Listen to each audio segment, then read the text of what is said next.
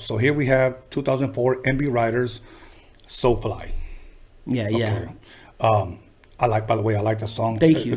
Those are probably my kids' favorite song. That's dope. That's dope. So Fly and Pretty Girl were absolutely gems from that album. Okay. And again, that was me in the studio going, I have to top the last thing I did. I have to. Awesome. And just really working on songs that were amazing. And So Fly, it just so happens, like I told you about that DJ Too Swift that I had not been working with for a while because he was mad that we didn't go on the road. But he was still kind of a friend, yes. Even though some days mad, some days not. He called me once and he said, Magic, I got this beat of CDs. There's the CD of beats that I made. Yes. He said, I want you to take a listen to them. He goes, they're old beats, man, but you can have them. And so it was a blue Memorex CD, and then that beat, that So Fly came on. I'm like, oh, this is hot. It was like a beat number 4 or 5 on the disc. And I called Too Swift. I go, hey, this beat right here is the one I like.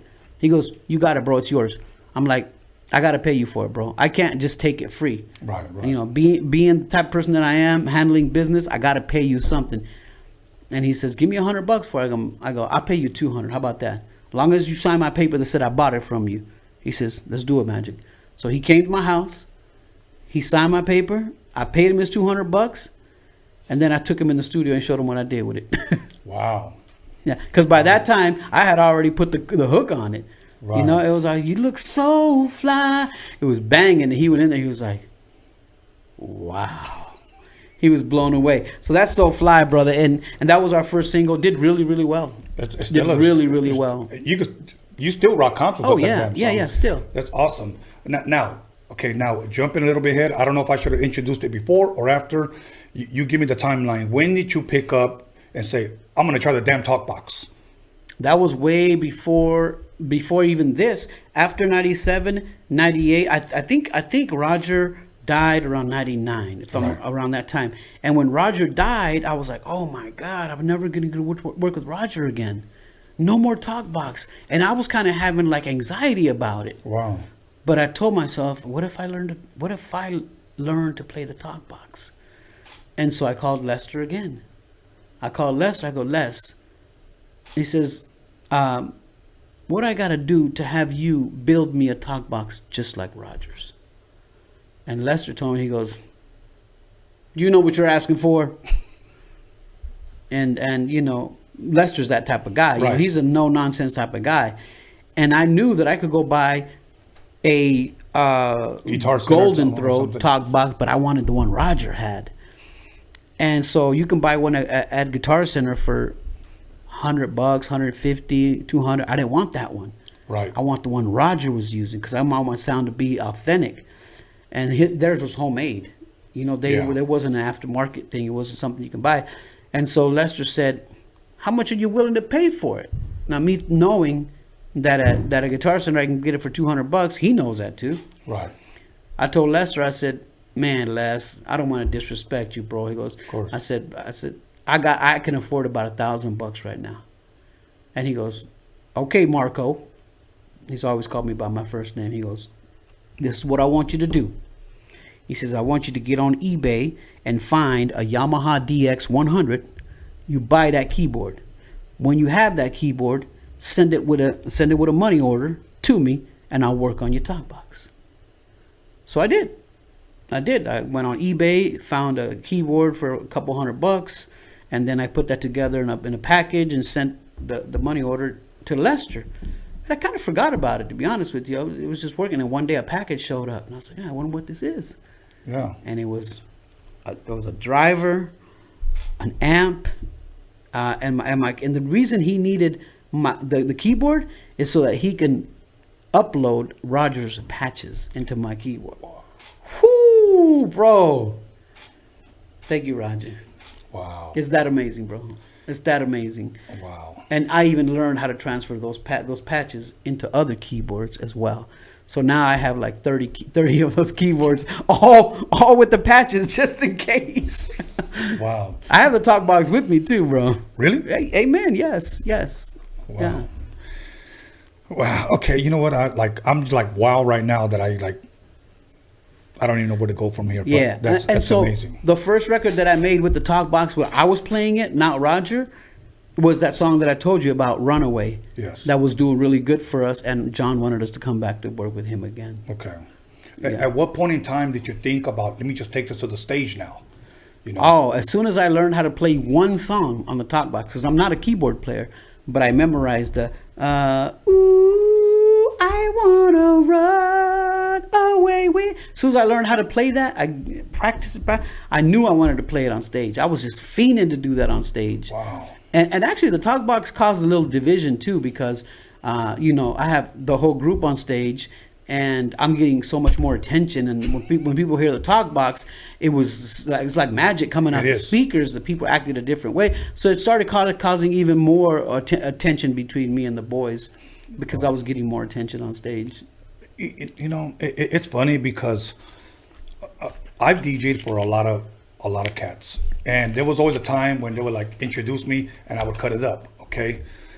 And after, when we go off stage and the people wanted pictures or autographs or whatnot, a lot of times, because my set was at the very end, that's what stayed in their mind.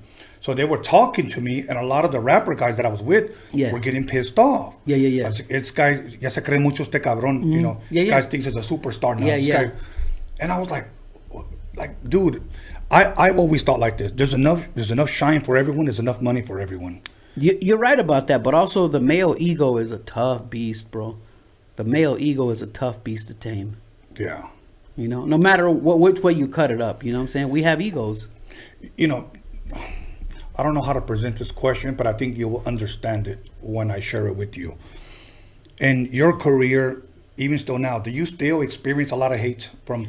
Nah, never. The most hate that I see or hear is when someone tells me, "Hey man, this homie over there said you were a piece of shit, that your rap sucks." I'm like, how come that homie never tells me in my face? Right. Nobody's ever hated on me directly in front of me. Okay. No one. Even when I was at the swap meet, I'd have dudes come up and say, "Bro, I rap, bro. You want to freestyle?" I go, "You sure you want to freestyle against me?" I do this all day.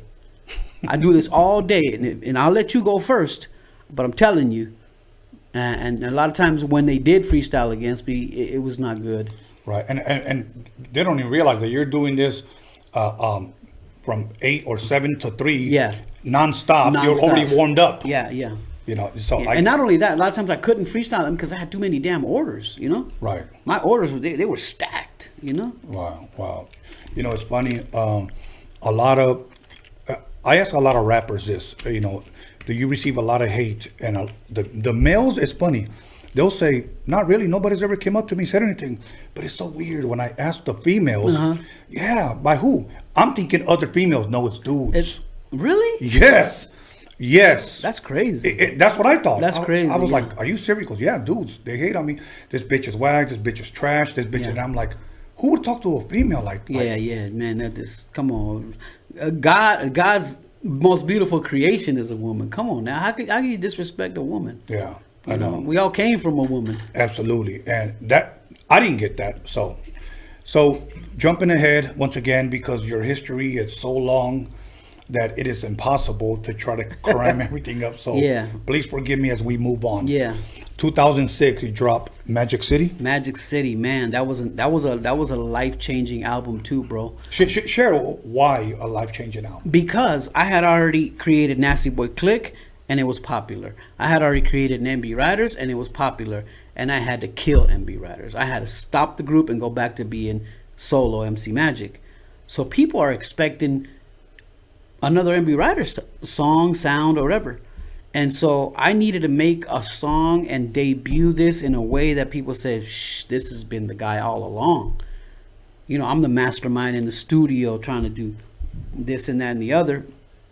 And I even premeditated how I want my first stage performance to be. Wow. You know, and my first performance was at the Lowrider Super Show at the Arizona State Fair in 2006, the year that I dropped Magic City. And that was the first time that I conjured up in my mind, if I bring out the Mexican flag and the American flag while playing Vicente Fernandez and I walk on stage, that's going to shake people. It made me cry that first time I did it, bro. It was so powerful. so powerful it made me cry. And but it's beautiful. It was a good thing. It got so emotional that all my people in Phoenix were screaming for me just as hard as when I was MB Riders, even more. That it just took me there, bro. So Magic City was a transformational album. And not only that, if you hear Magic City from the first to the end, that's my best album I've ever produced. Awesome. That's my best album I've ever produced, in my opinion.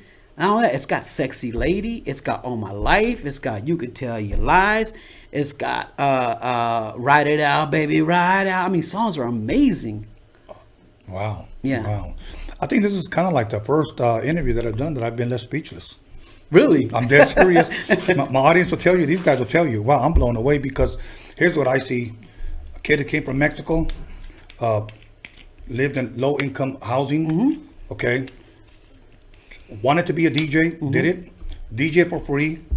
Went to the swamp meet, started taking dedications, went to New York, started creating music, and now you're up on stage with the Mexican American flag, bumping Vicente Fernandez by yourself. Yeah, it's amazing, bro. And still today, when my intro comes on, especially if the crowd's a little tipsy, man, people lose their mind. It's over.